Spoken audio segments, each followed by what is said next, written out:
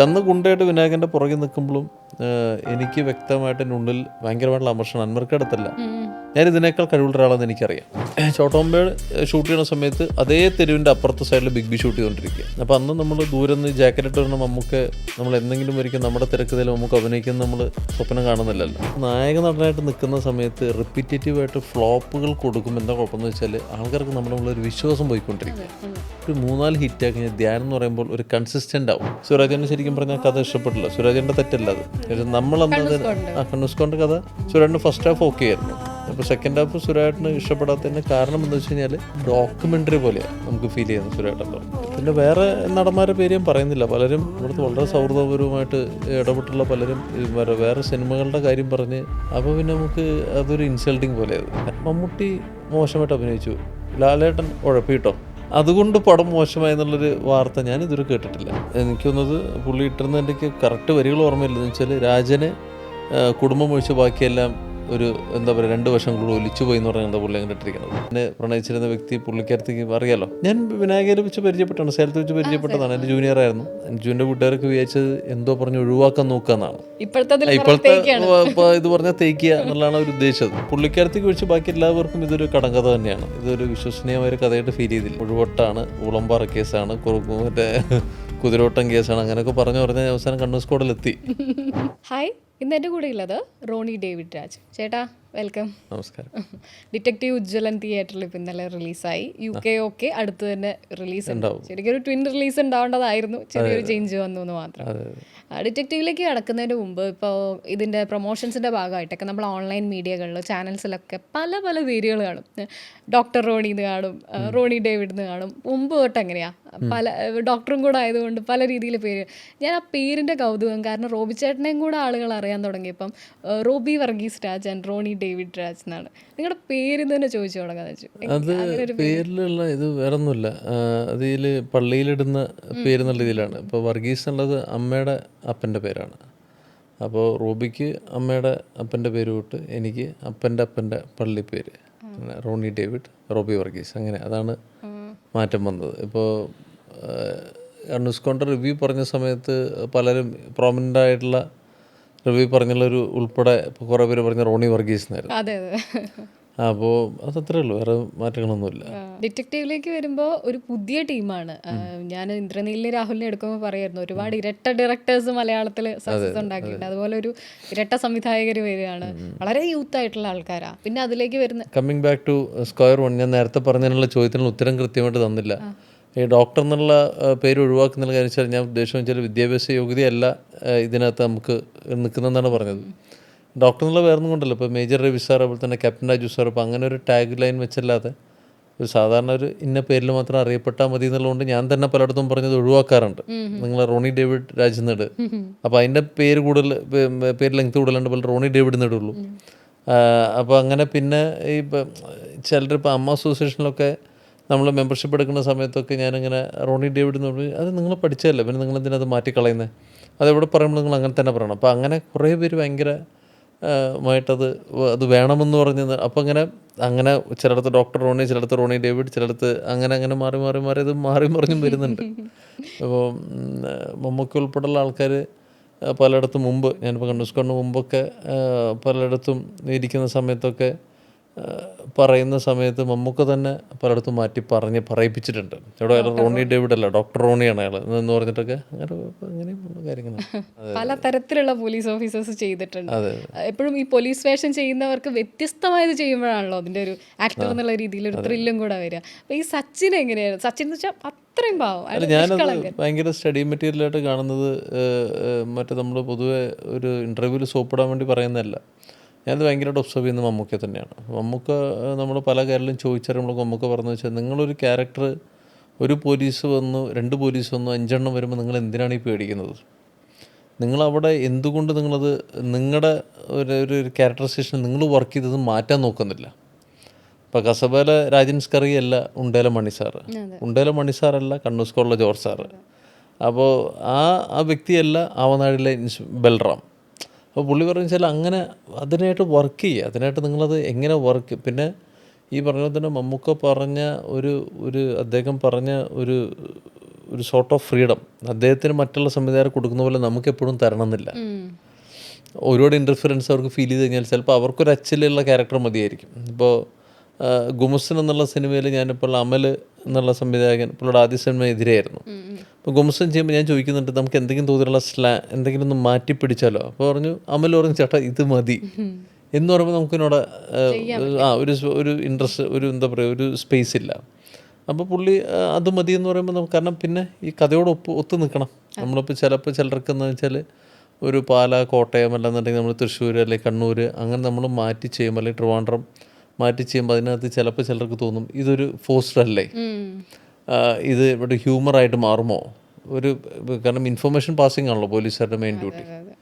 അപ്പോൾ അങ്ങനെയൊക്കെ ചിന്തിക്കുന്നവരുണ്ട്. പിന്നെ ഈ പറഞ്ഞ പോലെ തന്നെ സച്ചിന് നമ്മൾ ഇതിൻ്റെ ഒരു ഫോട്ടോഷൂട്ട് പോലെ ആദ്യം ചെയ്തപ്പോൾ തന്നെ ഞാൻ ഇന്ദ്രൻ്റെയും രാഹുലിൻ്റെ അടുത്ത് പറഞ്ഞു നമുക്ക് മീശ അങ്ങ് എടുക്കാം, മീശ പരിപാടി എനിക്കൊന്ന് ഇവർ തന്നെ പറഞ്ഞാണോ ഞാൻ പറഞ്ഞ എനിക്ക് ഓർമ്മയില്ല. അപ്പോൾ മീശ അങ്ങ് എടുക്കാമെന്ന് പറഞ്ഞു. അപ്പോൾ ആ സമയത്ത് ഞാൻ അഭിലാഷ് പിള്ളേനായിട്ടുള്ള സൗഹൃദം വെച്ചിട്ട് സുമതി വളവിലൊരു ക്യാരക്ടർ ചെയ്യേണ്ടതായിരുന്നു. അപ്പോൾ മീശ പൂർണ്ണമായിട്ടും എടുക്കാൻ സമ്മതിച്ചില്ല.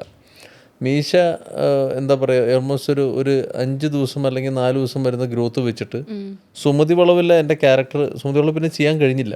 അപ്പോൾ സുമതി വളവിലെ ക്യാരക്ടർ വരുന്ന സമയത്ത് ഒരു 15 ദിവസം ഗ്യാപ്പ് ഉണ്ടെന്നുണ്ടെങ്കിൽ എനിക്ക് വളർത്താം എന്നുള്ള പ്രതീക്ഷ ഞാൻ നിൽക്കുകയായിരുന്നു.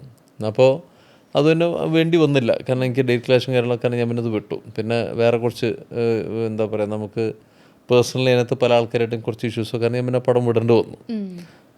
അപ്പോൾ അങ്ങനെ ഒരു ബേസിലാണ് ആ മീശ അങ്ങനെ ചെറുതായിട്ടൊന്ന് തരിതിരിയായിട്ട് വെച്ചത്. പക്ഷെ അത് ക്യാരക്ടറിന് വർക്കായി. ഈ ആക്ടർ എന്നുള്ള രീതിയിൽ ഇപ്പോൾ പലവട്ടം ഇത് നിർത്തിപ്പോയാലോ അല്ലെങ്കിൽ ഡോക്ടറായി നിന്നുകൊണ്ടാണ് ആക്ടിങ് തുടങ്ങിയത്. പിന്നെ അറിയാം നമ്മൾ കേട്ടിട്ടുണ്ട് ഹോസ്പിറ്റലിൽ നിന്നും ഇറങ്ങേണ്ടി വന്ന സ്ഥിതിയൊക്കെ. പക്ഷെ നമുക്കൊരു പോയിന്റ് എത്തുമ്പോൾ എല്ലാ ജോലിക്കും ഉണ്ടാവുമല്ലോ ഇങ്ങനെയുള്ള പ്രത്യേകിച്ച് ക്രിയേറ്റീവ് ഫീൽഡിൽ ഓക്കെ ഇതാണ് എൻ്റെ വഴി, ശരി ഞാൻ തീരുമാനിച്ചു, ഇനി ഇത് തന്നെയാണ് മുന്നോട്ട്, അങ്ങനെ ഒരു ഹൈ കിട്ടിയൊരു റോളോ? അതെനിക്ക് തോന്നുന്നത് ആനന്ദം ചാക്കോമാഷനായിരിക്കും. എന്ന് വെച്ചാൽ നമ്മൾ ഒരു കൃത്യമായിട്ടൊരു അന്നത്തിനുള്ള നമുക്ക് ഇത് കൊണ്ട് സർവൈവ് ചെയ്യാമെന്നുള്ള ഒരു കോൺഫിഡൻസ് തന്നത്.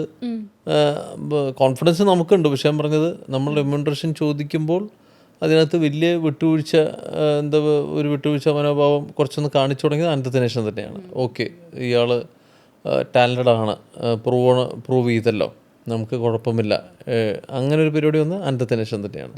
പിന്നെ അനന്തത്തിന് ശേഷം വന്ന് കുറച്ച് നല്ല തോതിലൊന്ന് ഗ്രാഫ് ഒന്ന് കയറി വന്നപ്പോഴേക്കാണ് കോവിഡ് വന്നത്.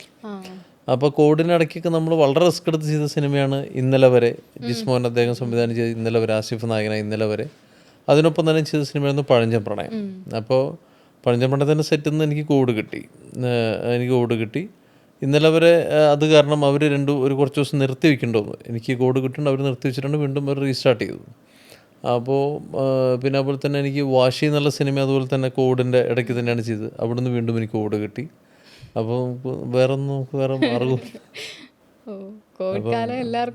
അതെ, വളരെ ബുദ്ധിമുട്ട് കയറിയതായിരുന്നു. അപ്പോൾ നമുക്ക് വീട്ടിലിരിക്കണം എന്നുണ്ട്. പക്ഷേ ഈ പറഞ്ഞ പോലെ തന്നെ ഇത് കുറേ നാളുകൾ കഴിയുമ്പോൾ നമുക്ക് അതിനിടയ്ക്കും എനിക്ക് തോന്നുന്നു കോവിഡിനെ സംബന്ധിച്ച് കുറച്ച് നാൾ ഹോസ്പിറ്റലിൽ പോയി. പിന്നെ എനിക്കത് പിന്നെ ഭയങ്കര ഡേഞ്ചറസ് ആവാൻ തുടങ്ങി. കാരണം വെച്ചാൽ അവിടെയും നമ്മൾ പോകുന്നു, ഇവിടെ ഇടയ്ക്ക് കുറച്ച് പ്രാക്ടീസ് ഉണ്ടായിരുന്നു. 2019 ഈ കണ്ണൂർ സ്ക്വാഡനുബന്ധപ്പെട്ട് ഇതിൻ്റെ റിസർച്ചും കാര്യങ്ങളും തുടങ്ങി. ഈ മറ്റേ ഉദ്യോഗസ്ഥരായ ബേബി സാറ്, അതുപോലെ തന്നെ നമ്മുടെ ഇതിൻ്റെ ജയരാജേട്ടൻ, റാഫിക്ക, ഒരു വലിയ ഗ്രൂപ്പുണ്ട്, റീച്ചേട്ടൻ, രാജശേഖരൻ ചേട്ടൻ. അപ്പോൾ അവരൊക്കെ പോയി കണ്ടതും അവരായിട്ട് പോയി ഇരുന്ന് അതിൻ്റെ ക്ലിപ്സായിട്ട് നമ്മൾ റെക്കോർഡ് ചെയ്തു. ചെയ്തതെന്ന് വെച്ചാൽ അത് ഞാനും എൻ്റെ സഹഎഴുത്തുകാരൻ മിസ്റ്റർ ഷാഫി അദ്ദേഹമായിരുന്നു. അപ്പോൾ അത് റെക്കോർഡ് ചെയ്ത് കഴിഞ്ഞ് പിന്നെ നമ്മൾ അതിനകത്ത് ഏറ്റവും നല്ല കേസ് നമുക്ക് തോന്നിയതാണ് നമ്മൾ ഈ തൃക്കരിപ്പൂർ സംഭവിച്ച കൊലപാതകം. അപ്പോൾ അതോടനുബന്ധപ്പെട്ട അവരുടെ യാത്രയും കാര്യങ്ങളുമാണ് നമ്മളതാക്കിയത്. പിന്നെ ഫിക്ഷണലായിട്ടൊരു നമ്മൾ ആഡ് ചെയ്യേണ്ടി വന്നു. അല്ലാണ്ട് നമുക്കത് അല്ലെന്നുണ്ടെങ്കിൽ നമുക്ക് ആദ്യം നമ്മൾ അത് പറഞ്ഞത് ശരിക്കും പറഞ്ഞാൽ സുരാജൻ്റെ അടുത്തായിരുന്നു. അപ്പോൾ സുരാജേട്ടനെ കണ്ടപ്പോൾ സുരാജേട്ടന് ശരിക്കും പറഞ്ഞാൽ കഥ ഇഷ്ടപ്പെട്ടില്ല. സുരാജേൻ്റെ തെറ്റല്ല അത്. നമ്മളെന്നത് കണ്ണൂസ്കോൻ്റെ കഥ സുരാജേട്ടന് ഫസ്റ്റ് ഹാഫ് ഓക്കെ ആയിരുന്നു. അപ്പോൾ സെക്കൻഡ് ഹാഫ് സുരാജേട്ടന് ഇഷ്ടപ്പെടാത്തതിൻ്റെ കാരണം എന്താ വെച്ച് കഴിഞ്ഞാൽ അത് ഞങ്ങളുടെ ഭാഗത്തെ തെറ്റായിരുന്നു. അപ്പോൾ സുരാജേട്ടൻ അത് പറഞ്ഞപ്പോൾ സുരാജേട്ടൻ പറഞ്ഞാൽ അതൊരു ഡോക്യുമെൻ്ററി പോലെയാണ് നമുക്ക് ഫീൽ ചെയ്യുന്നത്. സുരാജേട്ടൻ പറഞ്ഞു. അപ്പോൾ സുരാജേട്ടൻ പൂർണ്ണമായിട്ട് ശരിയായിരുന്നത്. അപ്പോൾ നമ്മുടെ പ്രിപ്പറേഷൻ പോരാ. പിന്നെ നമ്മളത് വീണ്ടും നമ്മുടെ ഹെലൻ്റെ സംവിധായകൻ മാത്തുക്കുട്ടി സേവിയർ, അതുപോലെ തന്നെ ഹെലൻ്റെ റൈറ്റർ ആൽഫ്രഡ് കുര്യൻ, അവരൊക്കെ വന്നിരുന്ന് വീണ്ടും അത് ഒന്നുകൂടി ഒന്ന് പൊളിച്ച് എവിടെയൊക്കെ എങ്ങനെയൊക്കെ നമ്മൾ ഇൻസേർഷൻ പോയിൻറ്റ്സ് എങ്ങനെയൊക്കെ ഉണ്ടാക്കാം, ഇത് യാത്ര എങ്ങനെ ദുഷ്കരമാക്കാം എന്നുള്ള കാര്യത്തിൽ ക്ലാരിറ്റി വരുത്തി അവരും കൂടി വന്നിരുന്നപ്പോഴാണ് ജയനെ കൈക്കൂലിക്കാരനാക്കിയത്. അങ്ങനെ കൈക്കൂലിക്കാരനാക്കി ജയനൊരു ഫിനാൻഷ്യൽ ലയബിലിറ്റി. അപ്പോൾ ജയൻ ഫോഴ്സ്ഡ് ആവുന്നു ചില കാര്യങ്ങൾ ചെയ്യാൻ. അങ്ങനെ പിന്നെ അതോടനുബന്ധപ്പെട്ട് ബാക്കി കാര്യങ്ങൾ. അപ്പോൾ എന്തിനാണ് അയാളത് വാങ്ങിയെന്നുള്ളതാണ് പിന്നെ വേറെ. അപ്പോൾ ആ യാത്രക്കിടയിലായി കഴിഞ്ഞപ്പോൾ അതിന് ഭംഗി കൂടി, ഡ്രാമയും കൂടെ ഡ്രാമ കൂടി ചേർന്നു.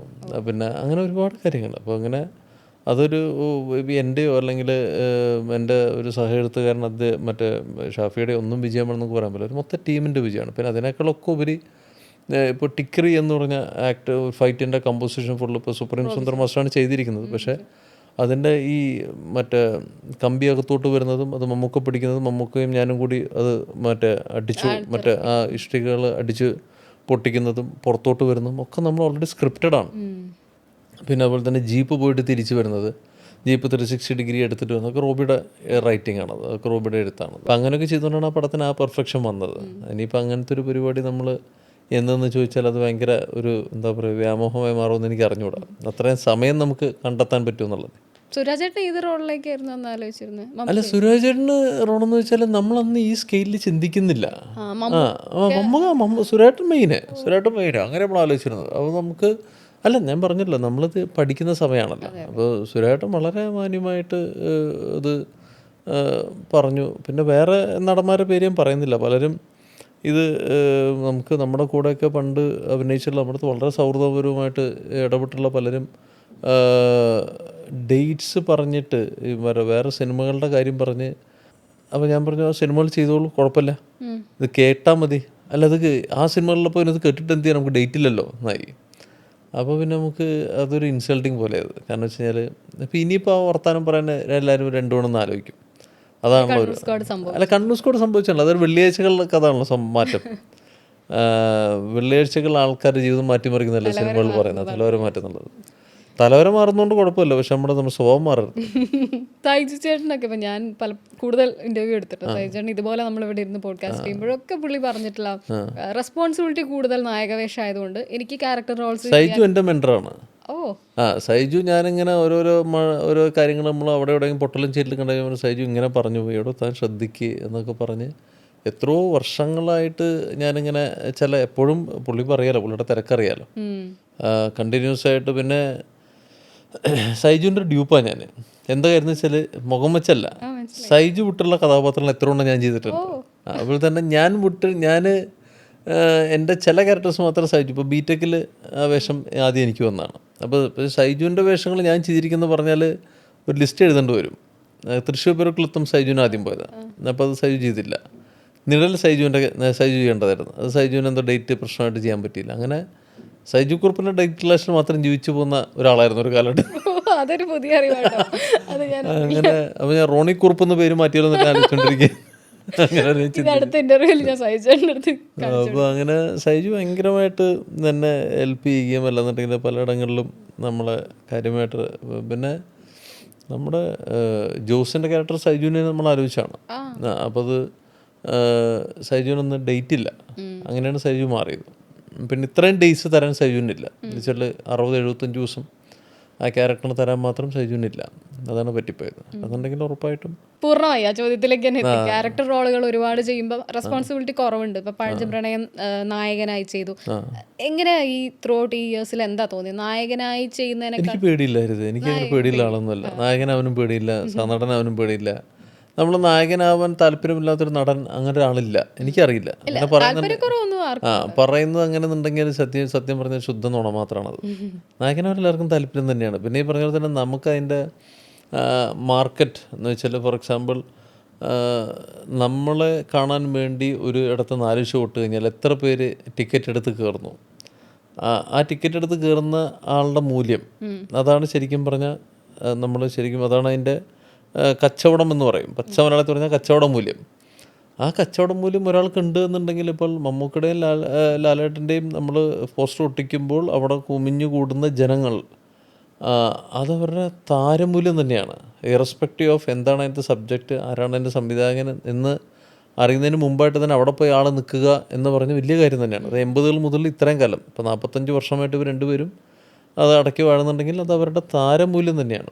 പിന്നെ അതിനുശേഷം ഒരു ഷോ അല്ലെങ്കിൽ 2 ഷോ കഴിഞ്ഞതിന് ശേഷം അത് ഡിപ്പാവുന്നുണ്ടെങ്കിൽ ആ സബ്ജക്റ്റിൽ ഇഷ്യൂ കൊണ്ടാണ്. അല്ലെന്നുണ്ടെങ്കിൽ ഞാനിതുവരെ ഉണ്ടാവും ചോദിച്ചാൽ എനിക്കറിയില്ല. മമ്മൂട്ടി മോശമായിട്ട് അഭിനയിച്ചു, ലാലേട്ടൻ ഉഴപ്പിട്ടോ, അതുകൊണ്ട് പടം മോശമായി എന്നുള്ളൊരു വാർത്ത ഞാൻ ഇതുവരെ കേട്ടിട്ടില്ല. അപ്പോൾ അത് പൂർണ്ണമായിട്ടും അവർക്ക് അവരുടെ താരത്തിനും അവരുടെ ഉള്ളിലെ താരത്തിനും അതുപോലെ തന്നെ നടനെയും തൃപ്തിപ്പെടുന്ന രീതിയിലും അങ്ങനെ പ്രേക്ഷകനെ തൃപ്തിപ്പെടുന്ന രീതിയിലുള്ള സബ്ജക്ട്സ് വരുമ്പോഴാണ് അത് എന്താ പറയുക ഒരു ഹിറ്റ് അല്ലെ ബ്ലോക്ക് ബസ്റ്റർ ആവുന്നത്.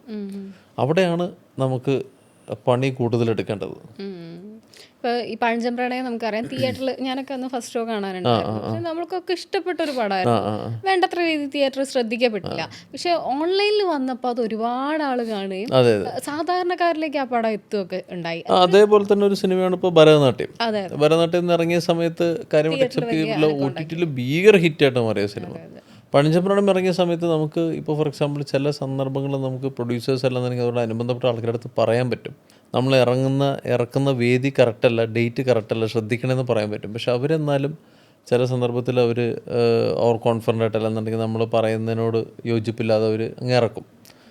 ഫോർ എക്സാമ്പിൾ ആ സമയത്ത് ഫാലിമിയും കാതലുമാണ് പഴഞ്ചൻ പ്രണയത്തിൻ്റെ ഓപ്പോസിറ്റ്. അപ്പോൾ മമ്മൂക്കയുടെയും അല്ലെന്നുണ്ടെങ്കിൽ ബേസിലിൻ്റെയും പടം കഴിഞ്ഞിട്ട് നമ്മുടെ പടം കാണൂ എന്നുള്ളതാണ് എൻ്റെ തിരിച്ചറിവ്, അതാണ് എൻ്റെ ബുദ്ധി. പക്ഷേ ആ ബുദ്ധി നമ്മൾ മറ്റുള്ളവരടുത്ത് പറഞ്ഞ് മനസ്സിലാകാതെ നോക്കുകയും അത് മനസ്സിലാവാതിരിക്കുകയുമാണ് ബുദ്ധിമോശം. അപ്പോൾ നമുക്കത് പറയാനേ പറ്റുള്ളൂ. പക്ഷേ എനിക്കറിയുമ്പോൾ ആ പടത്തിനകത്ത് നല്ല കുറേ എലമെൻറ്റ്സ് ഉണ്ട്.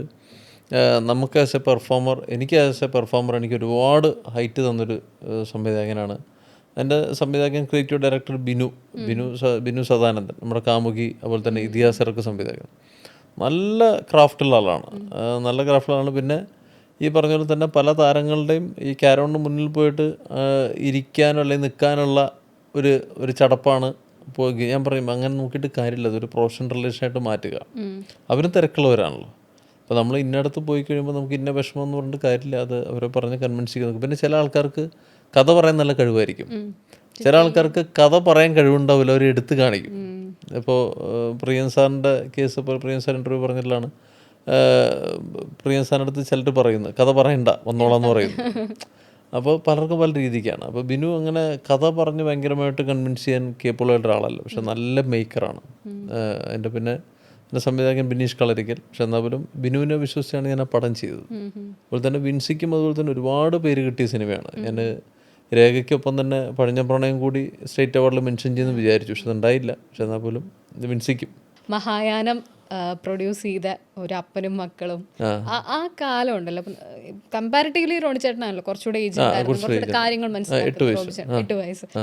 ആ ജീവിതം ഉണ്ടല്ലോ, നമുക്ക് ഒന്നും അറിയാത്ത സമയത്ത് നമ്മുടെ ജീവിതം പാളുന്നു എന്നുള്ളൊരു അത് നമ്മുടെ ഒന്നല്ല, നമ്മുടെ പാളൽ മാത്രമല്ല. അതിപ്പോൾ ഒരു കുടുംബത്തിൽ അല്ലെന്നുണ്ടെങ്കിൽ ആരാണോ മുകളിൽ നിൽക്കുന്നത്, അല്ലെന്നുണ്ടെങ്കിൽ അച്ഛൻ അമ്മ എന്ന് പറയുമ്പോൾ ആർക്കാണോ ഒരു സാമ്പത്തികമായിട്ട് വലിയൊരു കടബാധ്യത ഏറ്റെടുക്കുന്നത്, പിന്നെ ഒരു സാധാരണ രീതിയിൽ ജീവിക്കുന്നവർക്ക് ആ കടബാധ്യത എന്താ പറയുക, ഒന്ന് കറക്റ്റ് ചെയ്തെടുക്കാൻ, എസ്പെഷ്യലി അത് ലക്ഷങ്ങളാവുമ്പോൾ, ഇപ്പോൾ 80-കളിലൊക്കെ അത് ലക്ഷങ്ങളായി കഴിയുമ്പോൾ പിന്നെ അതൊന്ന് കറക്റ്റ് ചെയ്തെടുക്കാൻ ചിലപ്പോൾ നമ്മളൊരു 15 വർഷമൊക്കെ വേണ്ടി വരും. ലൈഫ് എങ്ങനെയാണ് മാറി? അതായത് ഒരു ലൈഫ് മാറുമെന്ന് വെച്ചാൽ നമ്മൾ സ്വിച്ചിട്ട് മാറുക അങ്ങനെയല്ല. നമ്മൾ ഫോർ എക്സാമ്പിൾ ഇപ്പോൾ അന്നൊരു പ്രീമിയർ പത്മിനിയായിരുന്നു അച്ഛൻ്റെ. ഇപ്പോൾ എന്ന് വെച്ചാൽ ഈ ഞാനിപ്പോൾ കഴിഞ്ഞതിൽ തന്നെ ഏതൊരു പോഡ്കാസ്റ്റിൽ ഇങ്ങനെ പറഞ്ഞിട്ട് വലിയ പ്രശ്നമായി. ഞാനിപ്പോൾ നമ്മൾ ചിലയിടത്ത് നമ്മൾ ഈ വായിക്കുന്നതിൻ്റെ ഭാഗത്ത് അച്ഛൻ എന്ന് പറയും, നമ്മൾ പപ്പാന്ന് വിളിക്കാറ്. അപ്പോൾ ഒരാൾ താഴെ കമൻറ്റ് ചെയ്തിരിക്കുകയാണ്, ഇയാൾ പറയുന്നുണ്ടല്ലേ ഇടയ്ക്ക് അച്ഛൻ, ഇടയ്ക്ക് പപ്പ, ഇടയ്ക്ക് മൂപ്പര് എന്ന്. ഇതൊക്കെ വിഷയമായിട്ടാണ്. അപ്പോൾ പപ്പയുടെ അന്ന് ഈ ലൈഫ് പറഞ്ഞു വെച്ചാൽ നമുക്ക് ഈ കാറ് നമുക്ക് വലിയൊരു, കാരണം വെച്ചാൽ ഞാൻ ജനിച്ച് അന്ന് മുതൽ കാറുണ്ട്. അപ്പോൾ നമുക്ക് ബേസിക്കലി അന്ന് ഈ ദാരിദ്ര്യം എന്താണെന്നുള്ള പരിപാടി നമുക്ക് അറിയില്ല.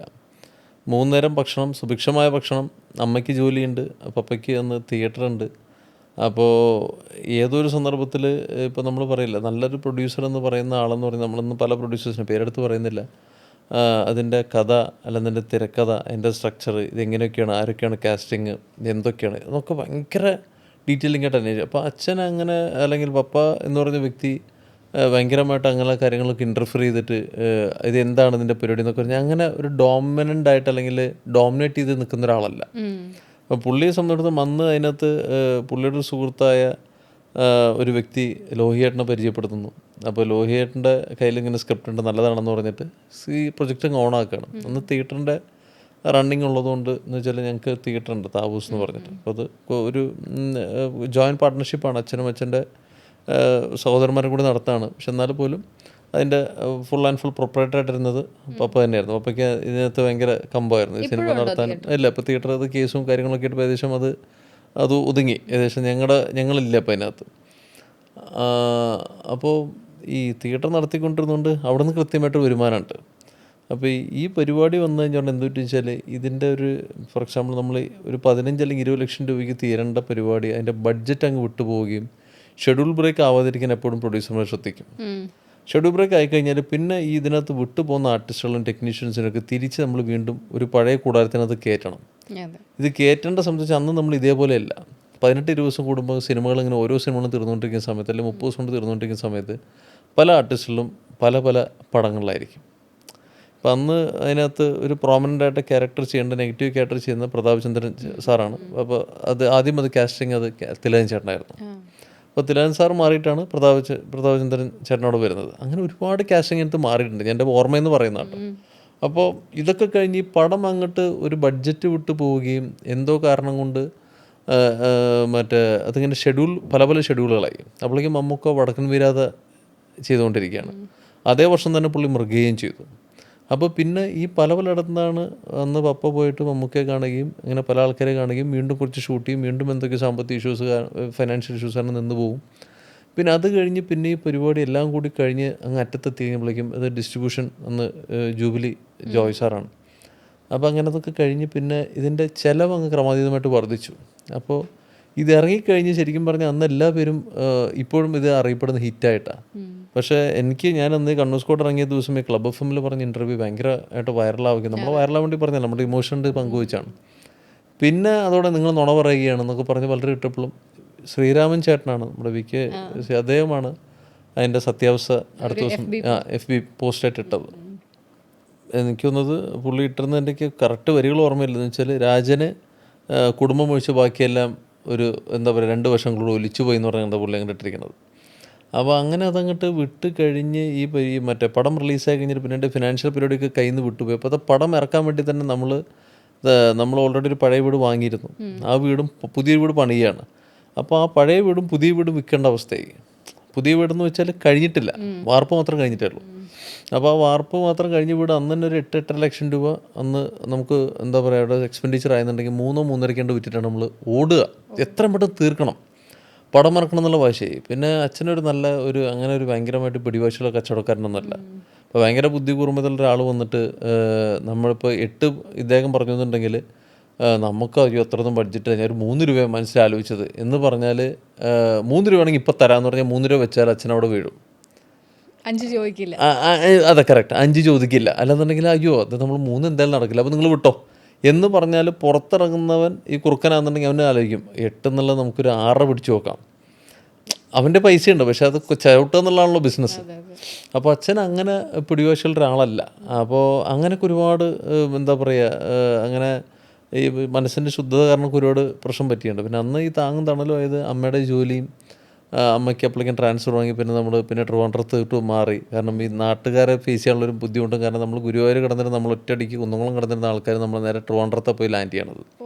1 വർഷം അമ്മയ്ക്ക് പാലക്കാട് കെട്ടി, അതിനുശേഷം പിന്നെ പട്ടികജാതി പട്ടികവികസന ഓഫീസിലായിട്ട് നമ്മൾ ജോലി ചെയ്തിരുന്നത്. അമ്മ നേരെ വന്ന് ചാടുന്നത് പിന്നെ ട്രിവാൻഡ്രത്താണ്. അപ്പോൾ ട്രിവാൻഡ്രത്ത് പോയി കഴിഞ്ഞപ്പോൾ നമ്മൾ പറയില്ലേ ഈ കുരങ്ങനെ പിടിവള്ളി കറക്റ്റായിട്ട് കിട്ടിയ പോലെ തന്നെ എനിക്ക് അന്ന് മുതൽ തുടങ്ങി നാടകം, പദ്യപാരായണം, മോണാക്ട് സ്കൂളിൽ ഓൾറെഡി ഉണ്ടായിരുന്നു. അപ്പോൾ ട്രിവാൻഡ്രത്ത് വന്നതോടുകൂടി പിന്നെ അതോടനുബന്ധപ്പെട്ട് നമ്മുടെ ഈ സന്തോഷ് സൗപർണിക എൻ്റെ നാടകത്തിൽ അദ്ദേഹം എൻ്റെ ഗുരുനാഥനായിരുന്നു. പിന്നെ ഒരു വേണുഗോപാൽ. അപ്പോൾ ഒരു നാടകത്തിലൊരു ഭടനായിട്ട് ചെറിയൊരു ക്യാരക്ടറിനെ ആദ്യം ചെയ്ത് അടുത്ത വർഷം പിന്നെ ശങ്കരപ്പിള്ള സാറിൻ്റെ ഉമ്മാക്കി എന്നുള്ള നാടകത്തിന് എനിക്ക് എൻ്റെ MG കോളേജിൽ മികച്ച നടനായിട്ട് ഞാൻ തിരഞ്ഞെടുക്കപ്പെട്ടു. പിന്നെ വെള്ളയാണി കാർഷിക കോളേജിൽ നാടകോത്സവം ഉണ്ടായിരുന്നു, അവിടെയും 2ാമത്തെ മികച്ച നടനായിരുന്നു. പിന്നെ കേരള സർവകലാശാല നാടകോത്സവത്തിൽ MG കോളേജിന് ആദ്യമായിട്ട് നാടക മത്സരത്തിന് സമ്മാനം കിട്ടുന്നത് നമ്മുടെ നാടകം വഴിയാണ്. പിന്നെ കേരള സർവകലാശാല യുവജനോത്സവത്തിൽ ഫാൻസി ഡ്രസ്സിന് എനിക്ക് പ്രൈസ് ഉണ്ടായിരുന്നു. അങ്ങനെ പദ്യപാരായണം അങ്ങനെ പലതും ഉണ്ടായിരുന്നു. അപ്പോൾ ഈ കാര്യങ്ങൾ കൃത്യമായിട്ട് ഇങ്ങനെ പോയിക്കൊണ്ടിരുന്നു. നമ്മളിനി അടുത്തത് സിനിമ എന്നുള്ള ലക്ഷ്യം മനസ്സിൽ വെച്ചിരിക്കുക. അപ്പോഴാണ് ഒപ്പം പറഞ്ഞത് ഈ പരിപാടി വീണ്ടും നീ നമ്മൾ കാരണം ഒരു ഒഴുകി ഒരു മൂലയ്ക്ക് അടിഞ്ഞ് എത്ര വർഷം വീണ്ടും നമ്മൾ അങ്ങോട്ടാണ് മറ്റേ കയറ് പിടിച്ച് കയറാൻ പോണെന്ന് വെച്ചപ്പോൾ പറഞ്ഞു വേണ്ട എന്ന് പറഞ്ഞാണ്. പിന്നെ ട്രിവാൻഡ്രത്തെ പോർഷൻസ് ഫുൾ ആൻഡ് ഫുൾ എന്നെ ഒന്ന് കട്ടി കൊണ്ടിട്ടാണ് പുള്ളി നേരത്തെ പിടിച്ച് വീണ്ടും തിരിച്ച് പാലക്കാട്ടേക്ക് നമുക്ക് ട്രാൻസ്ഫർ വാങ്ങി. അങ്ങനെ പാലക്കാട് വന്നാണ് ഞാൻ സേലത്തും BBC ജോയിൻ ചെയ്യണത്. അപ്പം അങ്ങനെ പിന്നെ വീണ്ടും അവിടെ നിന്ന് ഇറങ്ങി വീണ്ടും ചെന്നൈ പോയി അവിടെ കുറേ ഓഡിഷൻസ് അറ്റൻഡ് ചെയ്തു. പിന്നെ കുറച്ച് നാൾ അവിടെ മറ്റേ നടികർ സംഘത്തിൽ ഡാൻസ് പഠിക്കാൻ പോയി, സിനിമാറ്റിക് ഡാൻസ്. അപ്പോൾ അത് പോയി. പിന്നെ കുറച്ച് നാൾ ആക്ഷൻ ക്ലാസ്സസിന് പോയി. അപ്പോഴേക്കും നമ്മുടെ ഇവിടെ പ്രണയം കൊളാവാൻ തുടങ്ങി. എന്ന് വെച്ചാൽ ഞാൻ പ്രണയിച്ചിരുന്ന വ്യക്തി പുള്ളിക്കാരത്തേക്ക് അറിയാലോ. ഞാൻ വിനായകയിൽ വെച്ച് പരിചയപ്പെട്ടാണ്, സേലത്ത് വെച്ച് പരിചയപ്പെട്ടതാണ്. എൻ്റെ ജൂനിയർ ആയിരുന്നു. അപ്പോൾ ഈ സിനിമ BDS. അപ്പോൾ അങ്ങനെ അഞ്ജു എന്നാണ് പേര്. അപ്പോൾ ഈ സിനിമയുടെ യാത്രയൊന്നും പലർക്കും അപ്പോൾ അഞ്ജുവിൻ്റെ കൂട്ടുകാരൊക്കെ വിചാരിച്ചത് എന്തോ പറഞ്ഞ് ഒഴിവാക്കാൻ നോക്കുകയെന്നാണ്. ഇല്ലാത്തൊരു കഥ സിനിമയിൽ അഭിനയിക്കണമെന്ന് പറഞ്ഞിട്ട് ഇയാൾ എന്തോ പറഞ്ഞ് ഒഴിവാക്കുകയാണ്. ഇപ്പോഴത്തെ ഇത് പറഞ്ഞാൽ തേക്കുക എന്നുള്ളതാണ് അവർ ഉദ്ദേശിച്ചത്. അപ്പോൾ എത്ര പറഞ്ഞിട്ട് മനസ്സിലാവാതെ കഴിഞ്ഞപ്പോൾ ഞാൻ പറഞ്ഞു എന്നാൽ പിന്നെ കല്യാണം കുഴപ്പമില്ല, പക്ഷെ ഇതൊക്കെയാണ് നമ്മുടെ ഒരു എയിമായിട്ട് കിടക്കണത്. അപ്പോൾ പുള്ളിക്കാരത്തേക്ക് ഒഴിച്ച് ബാക്കി എല്ലാവർക്കും ഇതൊരു കടങ്കഥ തന്നെയാണ്. ഇതൊരു വിശ്വസനീയമായ ഒരു കഥയായിട്ട് ഫീൽ ചെയ്തില്ല. ഡോക്ടറാണ്. അപ്പോൾ അങ്ങനെ പിന്നെ നമുക്കത് വട്ടാണ്, മുഴുവട്ടാണ്, ഊളംപാറ കേസാണ്, മറ്റേ കുതിരോട്ടം കേസാണ്, അങ്ങനെയൊക്കെ പറഞ്ഞ് അവസാനം കണ്ണൂർ സ്ക്വാഡിലെത്തി. ഈ ചേട്ടനും അനിയനും എപ്പോഴാ ലൈഫിൽ ആദ്യം എനിക്ക് സിനിമയാണ് എൻ്റെ ലക്ഷ്യം, നിങ്ങളൊരു അങ്ങനെ കോൺവെർസേഷനൊക്കെ ഒരു പോയിന്റിൽ ഉണ്ടായിട്ടുണ്ടോ? അല്ല, എൻ്റെ സിനിമയുടെ ലക്ഷ്യം എന്നുള്ളത് എത്രയോ കാലം എനിക്ക് പ്രീ ഡിഗ്രി സമയത്ത് തന്നെ വളരെ ക്ലിയർ കട്ടായിട്ട് എൻ്റെ മനസ്സിൽ ഇംപ്രിൻ്റ് ആണത്. അപ്പോൾ എൻ്റെ ആക്ടർ എന്നുള്ള സാധനം എനിക്ക് ഇംപ്രിൻ്റ് ആണ്. റോബിക്ക് ആക്ടർ ആവണമെന്നില്ല. റോബി പക്ഷേ അഭിനയിക്കും. റോബി 1-2 ഷോർട്ട് ഫിലിംസ് ഒക്കെ എന്തിനാ പറഞ്ഞത്. ഇപ്പോൾ വിനീത് ശ്രീനിവാസൻ അദ്ദേഹം മലർവാടി ആർട്സ് ക്ലബ്ബിൽ വെച്ചിരുന്ന റോബിനെയല്ലേ? മലർവാടി ആർട്സ് ക്ലബ്ബിൽ ഇപ്പോൾ വെച്ചിരുന്ന അന്നത്തെ ഇവരുടെ രണ്ടുപേരും ഫോട്ടോഗ്രാഫ്സും ഭയങ്കര സിമിലറാണ്. ഇവൻ്റെയും റോബിയുടെയും ഒരു മാൻഡർ. ഇപ്പോൾ റോബി ഭയങ്കരമായിട്ട് തടിച്ചു. ആ സമയത്തൊക്കെ ഭയങ്കര സിമിലറാണ് അവർ തമ്മിൽ. അപ്പോൾ അന്ന് റോബി ചോദിച്ചപ്പോൾ പിന്നെ എനിക്ക് ഭയങ്കരമായിട്ട് കുറ്റബോധം തോന്നിയിട്ടുണ്ട്. കാരണം വെച്ച് കഴിഞ്ഞാൽ റോബിനെ വിനീതിന് അണ്ടറിലേക്ക് വിട്ടാൽ മതിയായിരുന്നു എനിക്ക് തോന്നിയിട്ടുണ്ട്. കാരണം വെച്ചാൽ അന്ന് റോബി മൈൻഡ് സ്ക്രീനിൽ ജോയിൻ ചെയ്യുന്ന സമയത്താണ് ഇതിൻ്റെ ഓഡിഷൻ നടക്കുന്നതും കാര്യങ്ങളൊക്കെ അതോടനുബന്ധപ്പെട്ട് കുറേ ഡിസ്കഷൻ നടക്കുന്നത്. നമ്മൾ മൈൻഡ് സ്ക്രീനിൽ പൈസ കൊടുത്തും കഴിഞ്ഞു. രാജീവ് മേനോൻ സാറിൻ്റെ ഇൻസ്റ്റിറ്റ്യൂട്ട് ജോയിൻ ചെയ്യുമ്പോൾ അപ്പോൾ എന്ത് ചെയ്യണമെന്ന് എനിക്ക് കൺഫ്യൂസ്ഡായി. കാരണം വെച്ചാൽ ഒരു ആക്ടറിൻ്റെ ലൈഫിനേക്കാൾ എന്തുകൊണ്ടും ഭയങ്കരമായിട്ട് നമ്മൾ എഡ്യൂക്കേറ്റഡ് ആവേണ്ടതും അതുപോലെ തന്നെ ടെക്നീഷ്യൻ തന്നെയാണ്. പ്രേക്ഷകന് മാത്രമാണ് നടൻ ഗംഭീരമായിട്ട് തോന്നുന്നത്. പക്ഷെ നമുക്ക് ആ ഒരു അതിനുള്ള തട്ടും അതിനോടനുബന്ധപ്പെട്ട് അതിനുള്ളൊരു എന്താ പ്ലാറ്റ്ഫോം ഉണ്ടാക്കുക എന്നുള്ള സംവിധാനം തന്നെയാണ്. അപ്പോൾ അവിടെ കയറി നമുക്ക് എന്തും ചെയ്യാൻ പറ്റുള്ളൂ. അതില്ലാന്നുണ്ടെങ്കിൽ ഒന്നുമില്ല. അപ്പോൾ ഒരു തിരക്കഥാകൃത്ത് ഒരു തിരക്കഥ കണ്ടെത്തി അതിനോടനുബന്ധപ്പെട്ട് ബാക്കി ഡിപ്പാർട്ട്മെൻറ്റ്സിനെല്ലാം ജോയിൻ ചെയ്ത് പ്രൊഡക്റ്റ് ആക്കുക എന്നുള്ളത് സംവിധായകൻ്റെ കഴിവാണ്. അപ്പോൾ തോന്നുന്നു ഒരു പക്ഷേ ഞാനെടുത്ത ഇത് നന്നായി. കാരണം വെച്ച് കഴിഞ്ഞാൽ കുറേ കാലം കഴിഞ്ഞിട്ടാണെങ്കിലും അത് മലയാള സിനിമയ്ക്കും എനിക്കും എല്ലാവരും ഗുണകരമായി. അതെ അതെ. അല്ലെങ്കിൽ എപ്പോഴെങ്കിലും പുള്ളിക്ക് ഇതേപോലെ ആക്ടിങ്ങിലേക്ക് പോകണം എന്ന് തോന്നിയിട്ടുണ്ടോ? ഇല്ലില്ല പുള്ളിക്ക് തോന്നിയിട്ടില്ല. പിന്നെ എനിക്കൊന്ന് പുള്ളി സിനിമാറ്റോഗ്രാഫി റിലേറ്റഡ് ആയിട്ടുള്ള കാര്യങ്ങളോട്ട് കയറി കഴിഞ്ഞോടുകൂടി പുള്ളിക്ക് ഭയങ്കരമായിട്ട് പിന്നെ ഇതിൽ തന്നെ ഫോക്കസ് സന്തോഷമുണ്ടോയെന്ന് എനിക്ക് അറിഞ്ഞൂടാ. എന്തായിരുന്നാലും കാരണം ഒന്നാമത്തെ കാര്യം ഭയങ്കര ഫിസിക്കൽ വർക്കായിരുന്നു. നമ്മൾ ഈ കാണുന്നവരല്ല, ക്യാമറാമാൻമാരുടെ വർക്ക് എന്ന് പറഞ്ഞാൽ ചിലയിടത്ത് നമ്മൾ മറ്റേ കുറേ മൂവ്മെൻറ്റ് ഷോട്ട്സ് ഒക്കെ നമ്മൾ ഷോൾഡറിൽ മാത്രമേ വെക്കാൻ പറ്റുള്ളൂ. അപ്പോൾ ഷോൾഡറിൽ മാത്രമേ വെക്കാൻ പറ്റുള്ളൂ. അപ്പോൾ പിന്നെ ഇതിന് പറഞ്ഞ പോലെ തന്നെ ഒരു വർക്ക് പാറ്റേൺ എന്ന് പറഞ്ഞപ്പോൾ നമ്മൾ വളരെ അൺപ്രൊഫഷണലായിട്ടാണ് പലരും ചെയ്യുന്നതെന്ന് പറഞ്ഞാലും പ്രൊഫഷണലായിട്ട് മലയാള സിനിമയിൽ വർക്ക് ചെയ്യുന്ന ഒരുപാട് പേരുണ്ട്. ഒരുപാട് ടെക്നീഷ്യൻസ്. നമ്മൾ കാലത്ത് 6 മണിക്ക് അല്ലെങ്കിൽ 5:30 മണിക്ക് റൂമിൽ നിന്ന് ഇറങ്ങി തിരിച്ച് 10 മണിക്ക് കയറുന്നവരെ നമ്മൾ കണ്ടിന്യൂസ് ഉണ്ട്. ഒരു ബാറ്റയും കാര്യങ്ങളൊക്കെ ഉണ്ടെന്നുണ്ടെങ്കിൽ പോലും അത്രയും വർക്കിംഗ് അവേഴ്സൊക്കെ ചെയ്യുന്നൊരു ടെക്നീഷ്യൻസാണ്. ആക്ടേഴ്സിന് പോലും നമുക്ക് ഇടയ്ക്ക് പക്ഷേ ക്യാമറ ഡിപ്പാർട്ട്മെൻറ്റിൽ വർക്ക് ചെയ്യുന്നവരും അതുപോലെ തന്നെ ആർട്ട് ഡയറക്ഷൻ ഡിപ്പാർട്ട്മെൻറ്റിൽ വർക്ക് ചെയ്യുന്നവരും ADസുമൊക്കെ അവർക്ക് പലയിടത്തും നമുക്ക് ഇരിക്കാനോ അല്ലെങ്കിൽ നിൽക്കാനോ പോലും പറ്റില്ല. അത്രയും ടയർസമാണ് ആ ജോലി. അപ്പോൾ ഇപ്പോൾ റോബി ക്യാമറ വളരെ ശ്രദ്ധിച്ച് മാത്രമേ പ്രൊജക്ട്സ് എടുക്കുന്നുള്ളൂ. കൈ പൊള്ളിയതായിരുന്നു സിനിമ പപ്പയ്ക്ക്. അവിടെ നിന്ന് 2 മക്കളും സിനിമാക്കാരാവുക എന്ന് പറയുന്ന ഒരു പോയിന്റ് ഉണ്ടല്ലോ അതിൽ.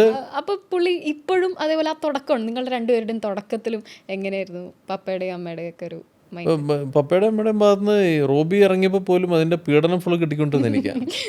ഏട്ടനല്ലേ പറഞ്ഞു ഏട്ടനല്ലേ അത് അങ്ങനെ ഇത്. കാരണം വെച്ചാൽ ഞാൻ മെൻ്റലി കുറവുകൊണ്ട് ടഫും ഞാൻ കുറച്ച് അഗ്രസീവും തിരിച്ചു പറയുന്ന ഒരാളായതുകൊണ്ടും അതിൻ്റെ ഫുൾ ആൻഡ് ഫുൾ പുള്ളി ഒട്ടും തിരിച്ചു പറയാത്തതുകൊണ്ട് അവനെ മെൻ്റലി ഉപദ്രവിക്കേണ്ടതെന്നുള്ളായിരുന്നു ഇവരുടെ ചെസ്സുകൾ. പക്ഷെ പുള്ളിക്ക് പറ്റാവുന്നിടത്തൊക്കെ പുള്ളി എന്നെ പ്രൊട്ടക്ട് ചെയ്യാൻ നോക്കും. എന്ന് വെച്ചാൽ അങ്ങനെയല്ല ഇങ്ങനെയല്ല എന്നൊക്കെ പറയും. പക്ഷെ നമുക്ക് ഈ പറഞ്ഞ പോലെ തന്നെ ഇത് മാതാപിതാക്കളാണെങ്കിലും അല്ലാതെ ഭാര്യയാണെന്നുണ്ടെങ്കിലും ഏതൊരു സഹോദരനാണെന്നുണ്ടെങ്കിലും സുഹൃത്താണെങ്കിലും ഒക്കെ മനസ്സിലാക്കേണ്ട ഒരു കാര്യം എന്ന് വെച്ചാൽ നമ്മളെല്ലാ പ്രൊഫഷനും അതിൻ്റെതൊരു സമയമുണ്ട്. ഇപ്പോൾ എൻ്റെ വീട്ടിൽ കുറച്ചാൾ മുമ്പ് വന്നുകൊണ്ടിരുന്ന ഒരു 2.5 വർഷം മുന്നേ ബംഗാളി പുള്ളി ആദ്യം വന്നുകൊണ്ടിരുന്ന വെറും ഈ ഇങ്ങനെ കട്ട് ചെയ്യണ സാധനം കൊണ്ടാണ്. ആ കട്ട് ചെയ്യണ സാധനം ഒരു 10 മാസം കഴിഞ്ഞപ്പോൾ അതൊരു മെഷീനായിട്ട് മാറി. അപ്പോൾ അവന് മനസ്സിലായി കട്ട് ചെയ്യാൻ കുനിഞ്ഞിരുന്ന് നട്ടല് റബ്ബറാക്കണേക്കാൾ നല്ലത് ഈ മെഷീനാണെന്ന് അവന് പിന്നെ മനസ്സിലായി. അപ്പോൾ മെഷീനായിട്ട് വന്നപ്പോൾ അവന് 800 രൂപ വാങ്ങിക്കൊണ്ടിരുന്ന തച്ച് 1000 രൂപയായിട്ട് മാറി. അപ്പോൾ അവൻ പറയുന്നതിന് കാരണം എന്ന് വെച്ചാൽ ആ 800 മുതൽ 1000-നകത്ത് 150 രൂപ എനിക്ക് മെഷീൻ്റെ വാടകയാണ്. അതാണോ ഇല്ലെന്ന് എനിക്കറിയില്ല. പിന്നെ 1000 എന്നുള്ളത് 800 എന്നുള്ളത് 1000 1200 ആയി. അപ്പോൾ അവൻ നോക്കുമ്പോൾ 8 മണി മുതൽ 4 മണി വരെ ചെയ്തുകൊണ്ടിരുന്നവൻ്റെ ജോലി അവൻ 12 മണിക്ക് തീർക്കാൻ തുടങ്ങി. അപ്പോൾ ഈ വ്യക്തിയുടെ അടുത്ത് പോയിക്കൊണ്ടിരുന്നവൻ ഒരു തച്ചും കൂടി എക്സ്ട്രാ വേറെ അടുത്ത് വാങ്ങുന്ന രീതിയിലോട്ട് അവൻ വളർന്നു. അതാണ് ഗ്രോത്ത്. അപ്പോൾ നമ്മൾ അതിന് പകരം ഇവൻ മറ്റേ പുല്ല് വെട്ടാൻ പോകണമെന്ന് പറഞ്ഞാൽ നമ്മൾ പിടിച്ച് കുഞ്ചെടുത്തിട്ട് ഇടിച്ചിട്ട് കാര്യമില്ല. എല്ലാത്തിനും എൻ്റെ ഒരു സമയവും ഇത് പരിപാടിയും കൊടുക്കണം.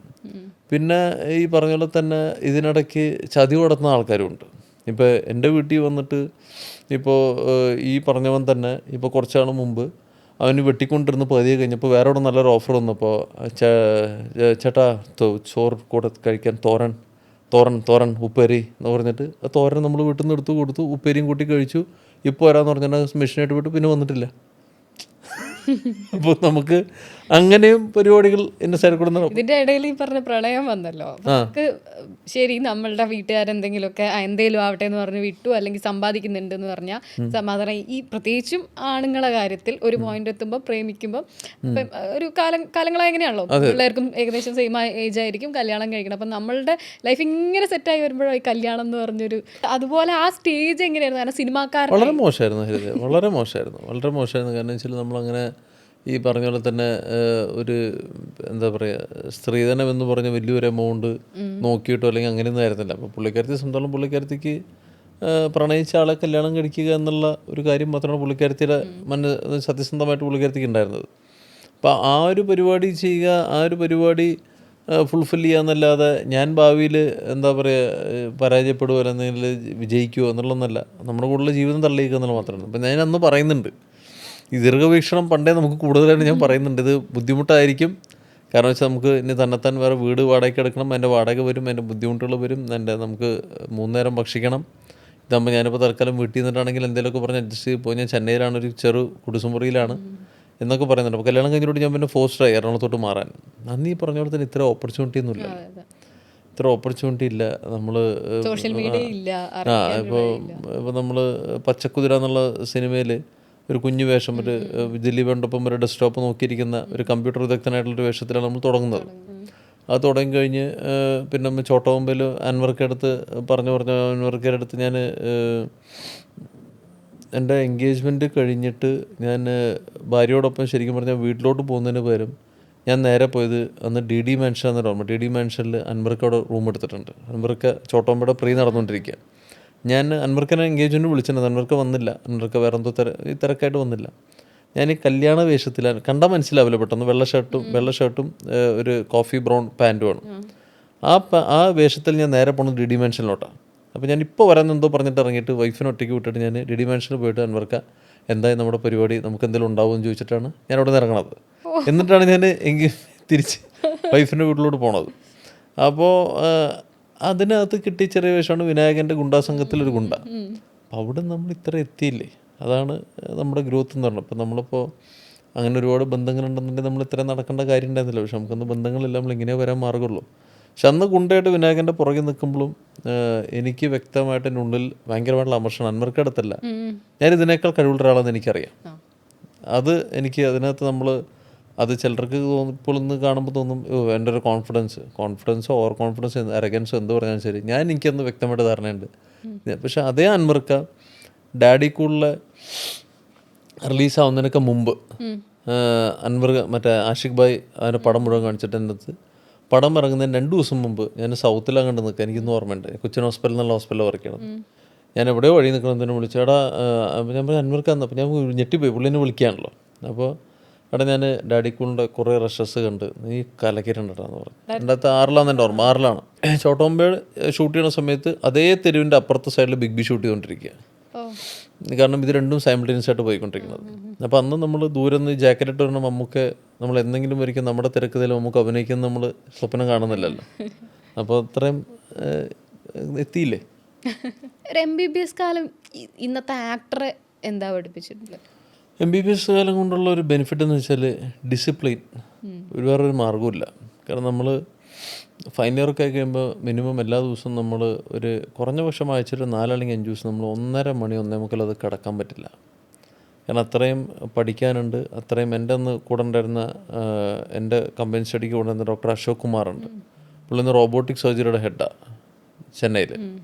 അപ്പോൾ പുള്ളി ബീജിങ്ങിലൊക്കെ പോയിട്ട് റോബോട്ടിക് സർജറി അവിടെ ചൈനക്കാരെ പഠിപ്പിക്കുന്ന ആളാണ് പുള്ളി. അപ്പോൾ പുള്ളി ഞാനും കൂടി ആയിരുന്നു കമ്പൈൻ സ്റ്റഡി. അപ്പോൾ അവന് കമ്പൈൻ സ്റ്റഡി വെച്ചാൽ അവന് പഠിക്കുന്നതിനോട് അവന് വേറെ ആൾക്ക് പറഞ്ഞു കൊടുത്താൽ മാത്രമേ പഠിക്കാൻ പറ്റുള്ളൂ. അങ്ങനത്തെ ഒരു തന്നെ ചിലർ അങ്ങനെയുണ്ട്, തന്നെത്തായിരുന്നു പഠിക്കാൻ മടിയാ. അപ്പോൾ അവൻ പറയും, ഞാനിത് കേൾക്കും, ഞാൻ കുറേ എഴുതും, പിന്നെ ഞാൻ പറയും, അവൻ കേൾക്കും.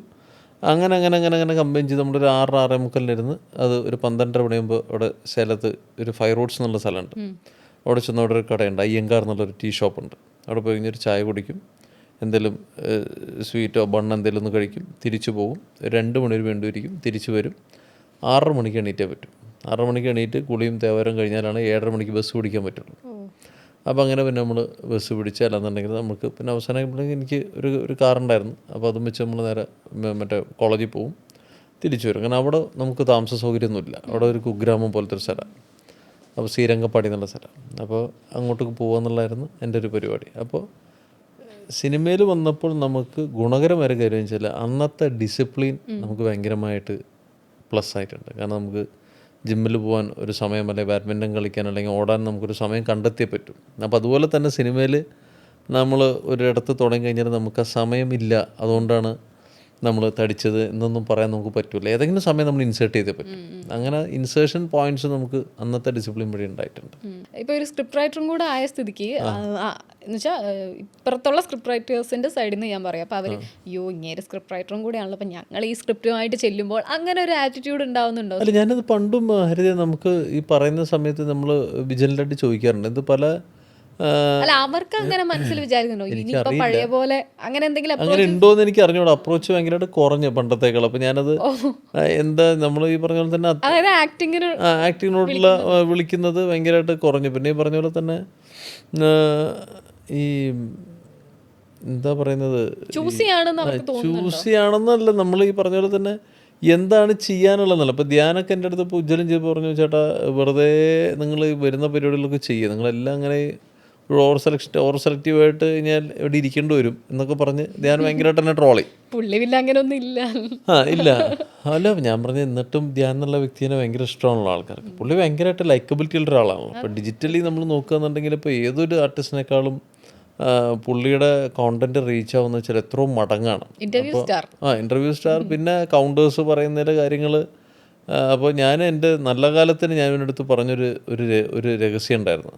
അപ്പോൾ ഞാനിങ്ങനെ ഇവരിങ്ങനെ എല്ലാ രഹസ്യങ്ങളും പറഞ്ഞു ഇവനിങ്ങനെ ഇൻ്റർവ്യൂവിൽ ഇങ്ങനെ ഉജ്ജ്വലൻ്റെ ഇൻ്റർവ്യൂവിൽ പടക്കം പറഞ്ഞാലും പൊട്ടിക്കൊണ്ടിരിക്കുക, ഓരോ ഇൻ്റർവ്യൂവിൽ ഓരോന്ന് വന്നുകൊണ്ടിരിക്കുക.